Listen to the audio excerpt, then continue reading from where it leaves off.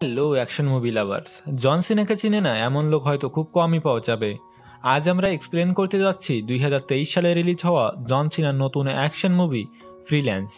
এটি একটি মিশন টাইপের মুভির পুরো গল্প জানতে ভিডিওটি শেষ পর্যন্ত দেখুন। মুভির শুরুতে আমরা গল্পের হিরো ম্যাসনকে দেখতে পাই। সে একজন আর্মি অফিসার এবং সে নিজের অতীত সম্পর্কে বলতে থাকে। সে বলে, আমি আর্মিতে থাকাকালীন সময়ে সেরা ছিলাম এবং দেশের জন্য বেশ কিছু মিশনে অংশ নিয়েছিলাম। আমার টিমে আমি সেরা আর্মি ছিলাম। এই নাম অর্জন করার জন্য আমাকে অনেক কঠিন ট্রেনিং নিতে হয়েছিল। অনেক সাফল্য লাভের পর আমি আমার বন্ধুকে বিয়ে করে নেই, যাকে আমি খুব পছন্দ করতাম, এবং আমাদের এখন একটি মেয়েও আছে। এরপর আমি আমার টিমের সাথে একটি মিশনে যাই, যেখানে আমাদের লক্ষ্য ছিল অন্য একটি দেশের প্রেসিডেন্টকে মেরে ফেলা, যার নাম জন। তাকে মেরে ফেলার জন্য আমরা সেখানে পৌঁছে যাই, কিন্তু হেলিকপ্টার নিয়ে নিচে নামার সময় আমাদের ওপর হামলা করা হয়। আমাদের হেলিকপ্টারটি তখন পুরোপুরি ধ্বংস হয়ে যায় এবং আমার টিমের সবাই সেখানে মারা যায়। কোনো প্রকারে এই দুর্ঘটনা থেকে আমি বেঁচে যাই, কিন্তু এই ঘটনাটি এখনও আমার মনে দাগ কেটে আছে। এরপর আমাদের ম্যাসনকে দেখানো হয়, যাকে দেখে মনে হয় সে খুব ডিপ্রেশনে আছে এবং সে তার সেই আর্মি টিমের ছবি দেখতে থাকে। সে নিজেকে সামলে নিয়ে ঘর থেকে বেরিয়ে আসে এবং তার স্ত্রী ও মেয়ের সাথে দেখা করে। ম্যাসন তার মেয়েকে স্কুলে পৌঁছে অফিসে চলে যায়। সেখানে দেখা যায় একটি লোক স্যুটকেস নিয়ে ম্যাসনের সাথে দেখা করতে এসেছে। ওই লোকটার আসলে তার স্ত্রীর সাথে প্রায় সময় ঝগড়া লেগে থাকে। ম্যাসন আসলে একজন লয়ার। সে তাকে বুঝিয়ে সেখান থেকে বিদায় করে দেয়। ম্যাসন তার কাজে মোটেও ইন্টারেস্টেড নয়। সে সেখানে চেয়ারে বসে সেই মিশনের কথা ভাবতে থাকে। তখন সেখানে ম্যাসনের একজন বন্ধু আসে তার সাথে দেখা করার জন্য। তারা আর্মিতে একই টিমে কাজ করত। ম্যাসনের ওই বন্ধু বলে, তোমাকে আমার সঙ্গে যেতে হবে এবং আমি তোমার সাথে কিছু ইম্পর্টেন্ট কথা বলতে চাই। এরপর সেই বন্ধু ম্যাসনকে তার এজেন্সিতে নিয়ে যায় এবং তাকে বলে, আমি এই এজেন্সিটি বানিয়েছি। আমি পৃথিবীর যে কোনো ব্যক্তিকে সিকিউরিটি দিতে পারি, কিন্তু এই কাজের জন্য আমার একজন স্পেশাল লোক দরকার। ম্যাসন বলে, কাকে দরকার? তখন ওই লোকটি বলে, তোমাকে দরকার। ম্যাসন কারণ জানতে চাইলে তার বন্ধু বলে, আমাদের এখানের একজন প্রেসিডেন্ট জনের ইন্টারভিউ নিতে যাচ্ছে, আর আমি চাই তুমি ওই রিপোর্টারের গার্ড হিসেবে সেখানে যাও। ম্যাসন এই কাজের জন্য রাজি হয় না। তখন তার বন্ধু বলে, আমি জানি এটা তোমার জন্য খুবই কঠিন একটা কাজ, কিন্তু তুমি যখন কাজটি শেষ করে ফিরবে তোমাকে আমি $20,000 দেব। এই কাজের জন্য তোমার বেশি সময় লাগবে না, ইন্টারভিউ শেষ হলেই তুমি ফিরে আসতে পারবে। ম্যাসন তখন টিভিতে প্রেসিডেন্ট জনের ইন্টারভিউ দেখতে পায়। প্রেসিডেন্ট বলে, আমাদের দেশে অন্য কোনো দেশের আর্মি কিংবা টেরোরিস্টের নজর পড়লে আমরা তাদের শেষ করে ফেলব। এটা শুনে ম্যাসন তার বন্ধুকে বলে, এখন কি তাহলে তাকে মেরে ফেলতে হবে? তখন তার বন্ধু বলে, না, শুধুমাত্র তার ইন্টারভিউ নিয়ে কিছু ঘন্টা পর ফিরে আসতে হবে। আমি জানি তোমার টিমকে প্রেসিডেন্ট জন মেরে ফেলেছিল, এই কারণে তুমি যেতে চাইছো না। ম্যাসন বলে, আচ্ছা, আমাকে কার সাথে যেতে হবে? তখন তার বন্ধু বলে, একজন ফিমেল রিপোর্টারের সাথে তোমাকে যেতে হবে এবং সে খুবই ফেমাস একজন রিপোর্টার। এরপর আমাদের একটি অ্যাওয়ার্ড শোতে সেই ফিমেল রিপোর্টারকে দেখানো হয়, কিন্তু পরবর্তী দিন দেখা যায় তাকে নিয়ে মিডিয়াতে ট্রল করা হচ্ছে, এই বলে যে সে লোকেদের ফেক ইনফরমেশন দেয়। ম্যাসনও এই ইন্টারভিউটি দেখছিল। ঘরে ফিরে ম্যাসন মিশনে যাওয়ার জন্য তৈরি হতে থাকে। যখন সে ঘর থেকে বের হতে যায় তখন তার ওয়াইফ বলে, তুমি কোথায় যাচ্ছ? ম্যাসন বলে, আমি একদিনের জন্য সিকিউরিটির কাজের জন্য যাচ্ছি। তখন তার ওয়াইফ বলে, তুমি অনেক পাল্টে গেছো, আর এখন তুমি আমাদের আগের মতো সময় দাও না, কিন্তু যাচ্ছই যখন, আগের মতো হয়ে ফিরে এসো। এরপর ম্যাসন বাড়ি থেকে বের হয়ে যায় এবং সেই ফিমেল রিপোর্টারের সাথে মিট করে। এরপর তারা দুজন যখন প্লেনে যেতে থাকে তখন ম্যাসন ওই রিপোর্টারের বেশ কিছু ইন্টারভিউ দেখতে থাকে, কিন্তু সেখানে হঠাৎ ফিমেল রিপোর্টার চলে আসে। সে বলে, তুমি এখনও আমার ইন্টারভিউ দেখছো? তুমি কি আমার ওপর নজর রাখছো? ম্যাসন বলে, না, তেমন কিছু না, আমি দেখছিলাম তুমি আসলে কিভাবে কাজ করো। রিপোর্টার বলে, তুমি কি ভাবছো সেটা কোনো বিষয় না, কারণ আমি অনেক বড় বড় ইন্টারভিউ নিয়েছি এবং সত্য ও মিথ্যা সবার সামনে হাজির করেছি। এরপর তারা তাদের গন্তব্যস্থানে পৌঁছে যায় এবং সেখানে প্রেসিডেন্ট জন আসে এবং রিপোর্টার ও ম্যাসনের সাথে মিট করে। সে বলে, এই শহরের লোক আমাকে খুব ভালোবাসে। গাড়ির ভিতর জন ও রিপোর্টার কথা বলতে থাকে। অন্যদিকে ম্যাসন বসে বসে বোর হচ্ছিল, কিন্তু হঠাৎ সেখানে একের পর এক হামলা হতে থাকে এবং জনের সব সিকিউরিটি গাড়িগুলো ব্লাস্ট হয়ে যায়। এই ধামাকার কারণে জনের অনেক সিকিউরিটি গার্ড সেখানে মারা যায়। এইসব দেখে তারা তিনজনই ঘাবড়ে যায়। তখন সেখানে সামনে থেকে একটি টেরোরিস্ট তাদের গাড়ির উপরে অ্যাটাক করে। এইসব দেখে ম্যাসন গাড়ির ফ্রন্ট সিটে বসে পড়ে এবং গাড়ি ড্রাইভ করতে শুরু করে এবং রিপোর্টারকে বলে, পিছনের সিটে বসার জন্য। এরপর গাড়ির সামনে আসা সব গুন্ডাদের সে গাড়ি দিয়ে মারতে থাকে। এক পর্যায়ে সে গাড়ি দিয়ে গুন্ডাদের একটি গাড়িতে ধাক্কা দেয়, যার ফলে সেই গুন্ডা গাড়ি থেকে ছিটকে সেখানেই মারা যায়। সবাইকে মেরে ফেলার পর তারা গাড়ি থেকে বেরিয়ে আসে। জন আর রিপোর্টার ম্যাসনের ফাইটিং স্কিল দেখে পুরো শকড হয়ে যায়। জন তার খুব প্রশংসা করে। সে বলে, তুমি একাই 100, তুমি একাই একটি টিমকে শেষ করে ফেলতে পারো। প্রশংসা শুনে ম্যাসনের ভালো লাগে, কিন্তু সে বলে এখন এইসব কথা বলার সময় নয়, আমাদের এখান থেকে বের হতে হবে। তারপর ম্যাসন জনকে বলে, আমার মনে হয় এটা তোমার সঙ্গীরই কাজ। এরপর রিপোর্টার খুব এক্সাইটেড হয়ে যায় এবং বলে, এইটা আমার জন্য বড় একটি সুযোগ, যে কোনোভাবে আমাকে জনের ইন্টারভিউ নিতে হবে। ম্যাসন বলে, প্রথমে আমাদের এখান থেকে বের হওয়াটা খুবই ইম্পর্টেন্ট। একবার আমরা বেঁচে ফিরলে তুমি ইচ্ছা খুশি ইন্টারভিউ নিতে পারবে। এরপর তারা পায়ে হেঁটে যেতে থাকে। ম্যাসন তার বন্ধুকে কল করে এবং বলে, আমাদের উপর হামলা করা হয়েছে এবং আমরা এখন জঙ্গলের মাঝে ফেসে আছি। তখন তার বন্ধু বলে, তোমার সাথে তো জনের সিকিউরিটি গার্ডরা আছে, তারা তোমাদের বাঁচিয়ে নেবে। ম্যাসন জানায় জনের সব সিকিউরিটি গার্ড সেখানে মারা গেছে। এটা শুনে তার বন্ধু শকড হয়ে যায়। সে বলে, আমি কিছু সময়ের মধ্যে আমার টিমকে সেখানে পাঠাচ্ছি। এরপর জন ম্যাসনের কাছে ফোন চায়। তখন আমরা জনের ভাইপোকে দেখতে পাই। সে ভাবছিল জন হয়তো অ্যাটাকের কারণে মারা গেছে আর সে এখন জনের ক্ষমতায় বসতে যাচ্ছে। আসলে এই অ্যাটাকটা জনের ভাইপোই করিয়েছে। এখানে আর্মির জেনারেলকেও দেখানো হয়, যে আর্মিদের কন্ট্রোল করে। সে সেখানে জনের ভাইপোর খুবই তারিফ করে। কিছু সময় পর সে জনের কল পায়। জনের কল পেয়ে সে অবাক হয়ে যায়, কারণ জন এখনও জীবিত আছে। ভাইপো তখন জিজ্ঞেস করে, তুমি এখন কোথায় আছো? জন বলে, আমি জঙ্গলের মাঝে ফেসে আছি এবং আমার সাথে একজন খুবই সাহসী গার্ড আছে, সে একাই সব শত্রুদের মেরে ফেলেছে।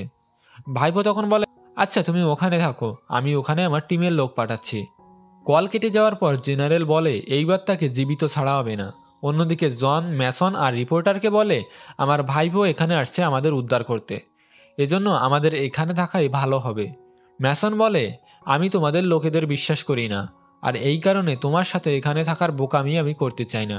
এটা বলে ম্যাসন রিপোর্টারকে নিয়ে সামনের দিকে এগোতে থাকে। রিপোর্টার বলে, এটা আমার জন্য বড় সুযোগ, আমাকে জনের ইন্টারভিউ নিতে দাও। ম্যাসন তখন তাকে বোঝায় যে জন খুবই বিপজ্জনক একজন লোক এবং তার জীবনও এখন ঝুঁকিতে আছে। এইসবের কারণে আমরাও বিপদে পড়তে পারি।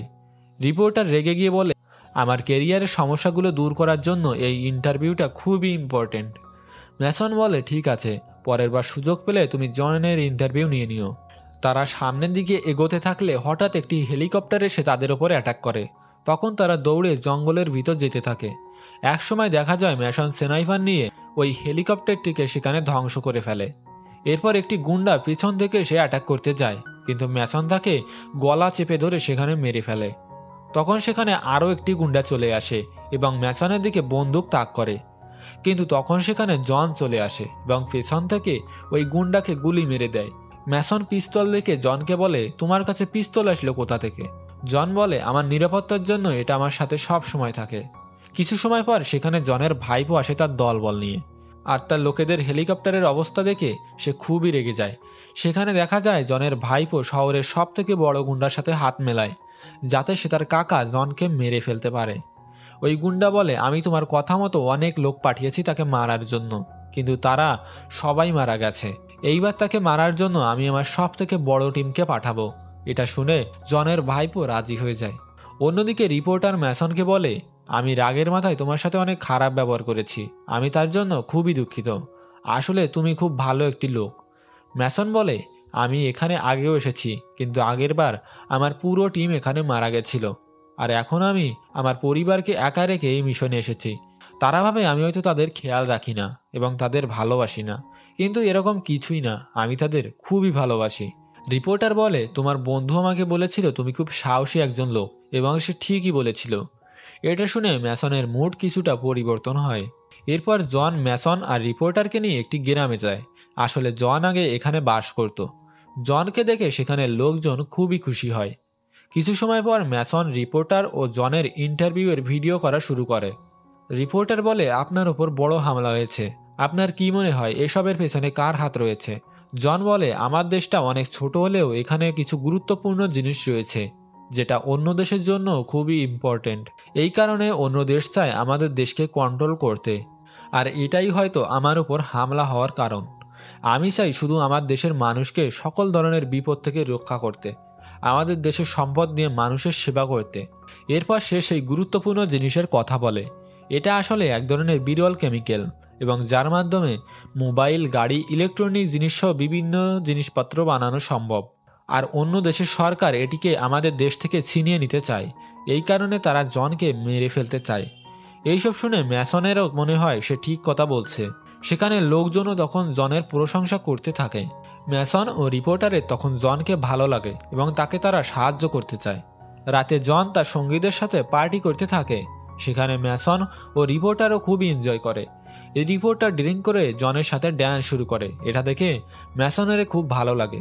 পরের দিন ম্যাসন তার বন্ধুকে কল করে এবং বলে, তুমি এখানে অন্য কাউকে পাঠাতে পারতে। তুমি জানো যে আমি চাইলেই জনকে মেরে ফেলতে পারি, কিন্তু তারপরও তুমি আমাকে কেন এখানে পাঠিয়েছ?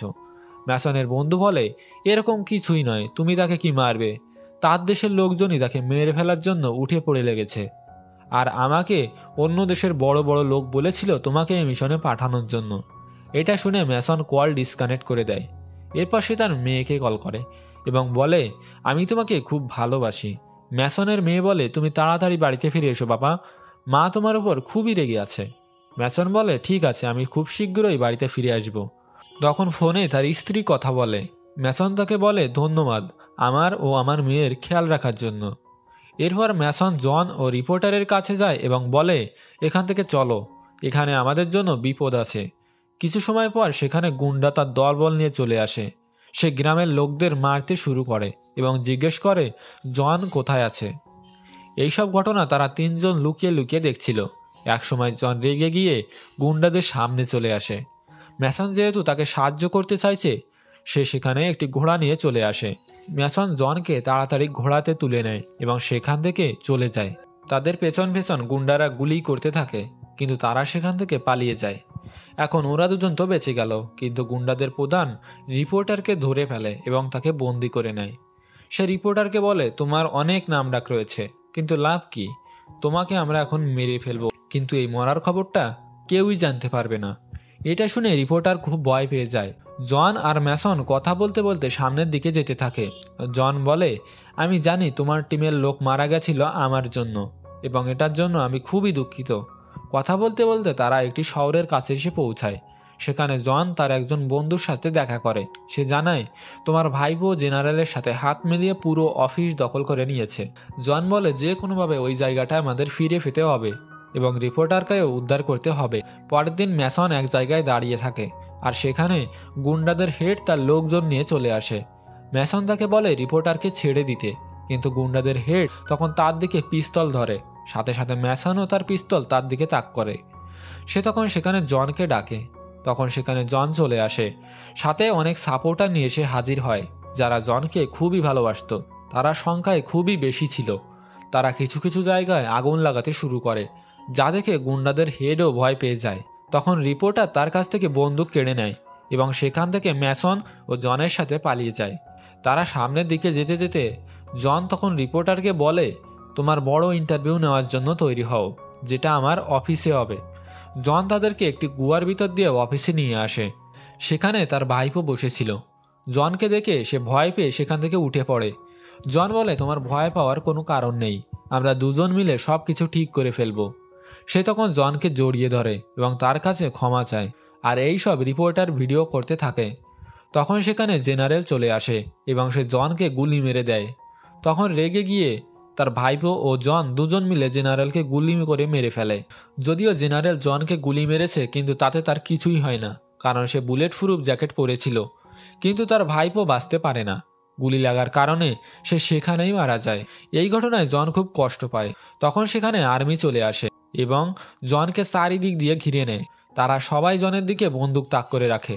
তখন জন তাদের বোঝায় যে, আর তোমরা কোনো টেররিস্ট নও, বরং এই দেশকে রক্ষা করার জন্য তোমাদেরকেই দরকার। তখন সেখানে পিছন থেকে গুন্ডাদের দলও চলে আসে। তাদের দেখে জন বলে, আমাদের শত্রু তোমাদের পেছনে রয়েছে। তখন তারা জনের কথা স্বীকার করে নেয় এবং গুন্ডাদের সাথে গোলাগুলি শুরু করে দেয়, যার কারণে সেখানে আর্মি ও গুন্ডা দুই পক্ষেরই কিছু লোক সেখানে মারা যায়। এইসব দেখে জন, রিপোর্টার ও ম্যাসন এক পাশে বসে থাকে। ম্যাসন তখন গুন্ডাদের মারতে সোলজারদের সাহায্য করতে থাকে। এরপর তারা নিচে চলে আসে এবং রাস্তায় আসা গুন্ডাদের ম্যাসন মারতে থাকে। এইসব রিপোর্টার ভিডিও করতে থাকে আর সে জনকেও ভিডিও করে। তখন সেখানে গুন্ডাদের প্রধান এসে ম্যাসনকে মারতে থাকে। ম্যাসনকে শুইয়ে সে তার গলায় চাকু ধরে। তখন সেখানে রিপোর্টার এসে গুন্ডাকে মেরে ম্যাসনকে বাঁচিয়ে নেয়। কিন্তু তারপর বাকি গুন্ডাদের মারার জন্য ম্যাসন একটি ভারী বন্দুক তুলে নেয় এবং ফায়ারিং শুরু করে, যেটা দেখে রিপোর্টার ও জন শকড হয়ে যায়। এক পর্যায়ে টেরোরিস্টরা তাদের চারিদিক দিয়ে ঘিরে ফেলে। তারা ভাবছিল আজ হয়তো তাদের শেষ দিন, কিন্তু তখনই সেখানে ম্যাসনের বন্ধু তার টিম নিয়ে চলে আসে। এরপর তারা সেখানে সব টেরোরিস্টদের মেরে ফেলে। নিউজের মাধ্যমে যখন তারা জানতে পারে জনকে মারার জন্য তার দেশের লোকজনই ষড়যন্ত্র করেছিল, তখন রিপোর্টার অনেক ফেমাস হয়ে যায়। এইসব ঘটনার পর জন ম্যাসন ও রিপোর্টারের অনেক প্রশংসা করে। ম্যাসনের ওয়াইফ টিভিতে তার হাজব্যান্ডকে দেখে কান্নায় ভেঙে পড়ে, কারণ ম্যাসনের সাথে তার 2-3 দিন যাবৎ কোনো কথাই হয়নি। 2 দিন পর ম্যাসন আবার তার নিজের বাড়িতে ফিরে আসে এবং সে তার মেয়ের জন্য একটি গিফটও নিয়ে আসে। ম্যাসন যখন পরিবারকে নিয়ে গাড়িতে করে যাচ্ছিল, তখন জনের কাছ থেকে সে একটা মেসেজ পায়। সেখানে সে বলে সে তার জন্য গিফট পাঠিয়েছে। ম্যাসন যখন এটিএম চেক করে, সে দেখে তার অ্যাকাউন্টে 5 মিলিয়ন ইউরো চলে এসেছে। এটা দেখে ম্যাসন অনেক খুশি হয় এবং সে তার পরিবারকে নিয়ে লং ড্রাইভে যেতে চায়। আর এখানেই এই মুভিটির গল্প শেষ হয়ে যায়। তো ভিউয়ার্স, কেমন লাগলো মুভিটি অবশ্যই আমাদের কমেন্ট বক্সে জানাবেন। ভালো লাগলে অবশ্যই চ্যানেলটি সাবস্ক্রাইব করে আমাদের পাশে থাকবেন। দেখা হবে পরবর্তীতে নতুন কোনো মুভির এক্সপ্লানেশন নিয়ে।